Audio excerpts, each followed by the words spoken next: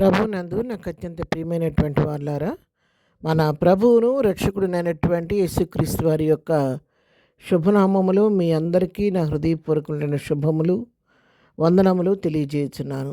ఉదయకాల సమయంలో దేవుని వాక్యాన్ని ధ్యానం చేసుకుందాము. ఈరోజు వాక్య ధ్యానం కొరకు మనం తీసుకున్నటువంటి లేఖన భాగము కీర్తన గ్రంథము 65వ కీర్తన 2వ వచనం చదువుకుందాం. ప్రార్థన ఆలకించువాడా, సర్వశరీరులు నీ యొద్దకు వచ్చెదరు. ఆమేన్. దేవుని నామమునకు మహిమ కలుగునుగాక. ఈ వాక్య భాగాన్ని మనం గమనించినట్లయితే ఈ 65వ కీర్తన భక్తుడైనటువంటి దావీదు వ్రాసినటువంటి కీర్తన. దావీదు ఇక్కడ దేవునికి ఒక పేరు పెట్టి పిలుస్తున్నాడు. ఏమని పిలుస్తున్నాడంటే, ప్రార్థన ఆలకించువాడా. మన దేవునికి అనేక నామములు ఉన్నాయి. వాటిలో ఇది ఒక నామం ఏంటంటే, ఆయనకున్న పేరు ప్రార్థన ఆలకించే దేవుడు.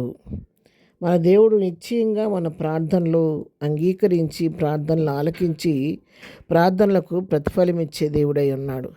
ఆయన వద్దకు వచ్చి వారిని ఎంతమాత్రం త్రోసివేసే దేవుడు కాదు.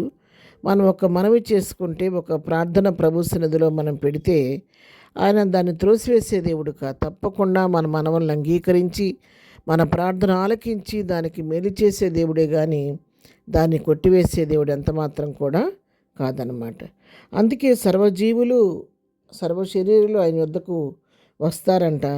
ఇంకా సర్వజీవులు కన్నులు కూడా ఆయన వైపే చూస్తుంటాయి అంటే, ఎందుకంటే తగిన కాలమందు వాటికి ఆయన ఆహారం ఇచ్చే దేవుడై ఉన్నాడు కాబట్టి సర్వజీవులు కన్నులు కూడా ఆయన తట్టు నిత్యము కనిపెట్టి చూస్తూ ఉంటాయి అంట. 145వ కీర్తన 15వ వచనంలో ఈ మాటలు మనం చూడగలుగుతాము. అంతేకాదు తన గుప్పిలిపి ప్రతి జీవి కోరికను తృప్తిపరిచే దేవుడు కాబట్టి ప్రతి జీవి యొక్క కన్నులు ఆయన వైపు చూస్తూ ఉంటాయి అనే సత్యాన్ని ఇక్కడ మనం తెలుసుకుంటూ ఉన్నాం. ఇక్కడ దావీదు తన జీవితంలో ప్రభువుకు అనేక సార్లు ప్రార్థన చేసి, ప్రభువు తన ప్రార్థన ఆలకించి తనకు చేసిన మేళను తలపోసుకుంటూ ఇక్కడ దేవునికి ప్రార్థన ఆలకించేవాడా అని పేరు పెట్టి పిలుస్తూ ఉన్నాడు.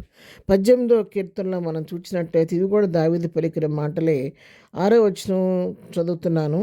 నా శ్రమలో నేను యెహోవాకు మొరపెట్టి తిని, నా దేవునికి ప్రార్థన చేసి తిని, ఆయన తన ఆలయంలో ఆలకించి నా ప్రార్థన అంగీకరించెను. నా మొర్ర ఆయన సన్నిధిని చేరి ఆయన చెవుల చొచ్చాను. చూసారా ఎంత కాన్ఫిడెంట్గా చెప్తున్నాడు. నా శ్రమలో నేను యెహోవాకు మొరపెట్టాను, నా దేవునికి నేను ప్రార్థన చేశాను, ఆయన ఆలయంలో నుండి నా ప్రార్థన ఆలకించాడు, అంగీకరించాడు. నా మొర్ర ఆయన సంధికి చేరింది, ఆయన చెవుల్లో నా మొర్ర వచ్చిందని చెప్పని తెలియజేస్తున్నాడు. అవును ప్రియరా, దావీదు మాత్రమే కాదు, నీవు నేను కూడా ఎప్పుడు ఎక్కడ ఏ పరిస్థితిలో ఉండి ఏ విషయం కొరకు మనం ప్రార్థన చేసినా కూడా ఆయన మొరలు ఆలకించే దేవుడు, ప్రార్థన ఆలకించే దేవుడు, అంగీకరించే దేవుడు, తప్పకుండా ప్రార్థనకు ప్రత్యుత్తరం ఇచ్చే దేవుడై ఉన్నాడు. మరి యెహోషువ గ్రంథంలో మనం చూసినట్లయితే యెహోషువ దేవుని సన్నిధిలో ప్రార్థన చేస్తూ ఉన్నాడు.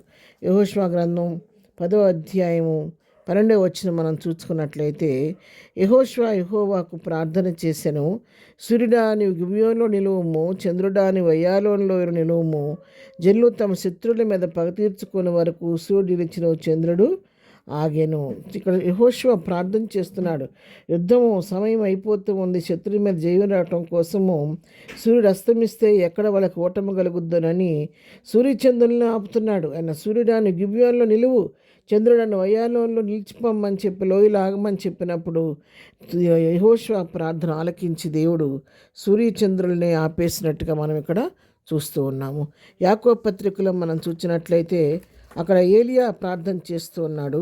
యాకోబు పత్రిక 5వ అధ్యాయము 17వ వచనం మనం చదువుకుంటే, ఏలియా మన వంటి స్వభావం గల మనుష్యుడే, వర్షింపకుడినట్లు అతడు ఆసక్తితో ప్రార్థన చేయగా 3.5 సంవత్సరం వరకు భూమి మీద వర్షింపలేదు.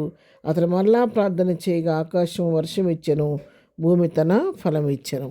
చూడండి, ఈ విధంగా భక్తులు వారు ఆసక్తితో ప్రభు సన్నిధిలో విశ్వాసంతో ప్రార్థించినప్పుడు ప్రార్థన ప్రతిఫలం పొందుకున్నారు.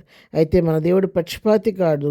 ఆయన నిన్న నేడు నిరంతరం ఏకరీతి ఉన్న దేవుడు కాబట్టి ఈ ఉదయకాల వాక్యం మీరు నేను కూడా మనం ఏ పరిస్థితిలో ఉండి ఏ విషయం కొరకు ప్రభు సన్నిధిలో హృదయపూర్వకంగా ప్రార్థించగలిగితే నీ మనవని నా మనవని మన ప్రార్థనలు అంగీకరించి మనకు కూడా ప్రతిఫలం ఇచ్చే దేవుడు. కాబట్టి దేని గురించి చింతించగా మన ప్రతి భారాన్ని ప్రభువుకు అప్పగించి ప్రార్థించి ప్రభు దగ్గర నుంచి ప్రతిఫలం పొందుకొని ముందుకు సాగిపోదాం.